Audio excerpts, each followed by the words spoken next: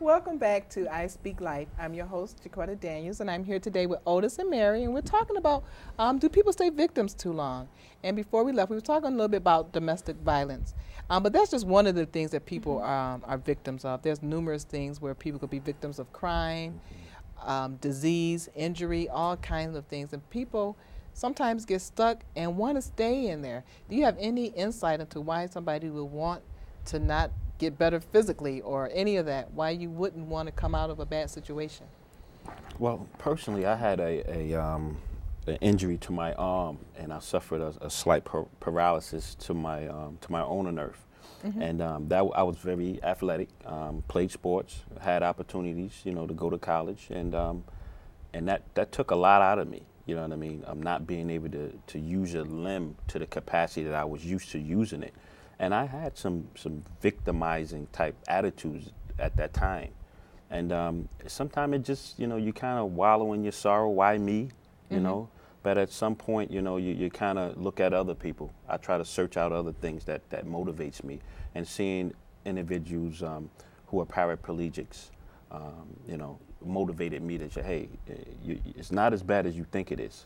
So that kind of helped me to get out that victimized type attitude. Were you in it briefly? Because, there's anytime there's a loss of anything, there's like a grieving process, anger, and so forth. So did you get stuck in there for a while? Was that just a couple of days? Was it a couple of years? I would say it was a couple of months. Okay. It wasn't no years, but it definitely was a couple of months. But I think what got me over is when I started going to therapy, and that's how I became an occupational therapist. But anyway, I started to see the other individuals who my therapist was working on in much more severe conditions than I was. And I was able to do things that they would never be able to do again. So that gave me an attitude of starting appreciating what I was blessed with. I didn't look at it as what it was taken away, more of a blessing. I was blessed with my life. I was blessed with, my health. And, so I started looking at it that way. And it helped me to become more confident in my present situation. And what that really sounds like, it was a mind change. It was a mindset. You saw something and you saw more out of it and took the positive out of it instead of the negative. But some people really get stuck on the negative. They can see people in worse situations, but it still doesn't matter. It's what about me and what I had or what I could have been or what I can't be now? And they don't ever get past that. Do you have any insight or any comments about what Otis just said, Mary? Well, just probably just to kind of piggyback on it a little bit about, a lot of times individuals do have that woe is me type attitude and just not willing to step out. And I really think it's based upon fear, either fear of unknown, just fear of you're in this habit, this is what you know, and this is what's comfortable, so you don't want to step out of that realm, because it takes courage, whatever it is that may be change or different. As humans, a lot of times we're resistant to change. So I think that will, in itself keep someone being a victim. No matter what the situation is, be it an injury, it could be, domestic violence, it could be even drug abuse or whatever the situation is. I think you can apply that to so many different facets. Right, and that's the thing that I really want, while I Speak Life, it is speaking life and bringing awareness to people who don't even realize, maybe if you hadn't gone into therapy and observed it and people treated you a certain way, and said, what, why did that happen to you? You didn't deserve that. And they just kept giving you more, buying you more into that. You might have got stuck, in regards to it, but you were able to have the insight to see more than what it was. And like you said, it took a couple of months, and that might have been part of the process. But there are people who may have back problems or whatever, and they just get stuck out of it, even though they say they want to get healed. But if an opportunity prevailed itself, they say, well, they got this new medication or something, and the whole idea of what if I do get healed, then maybe there's an expectation of me. And it's almost like a comfort level, even though we say a comfort level, but a comfort level of not achieving, having an excuse. There have been people who were very prosperous, and they turned out to be homeless because they got tired of the responsibility of life and the cares of life.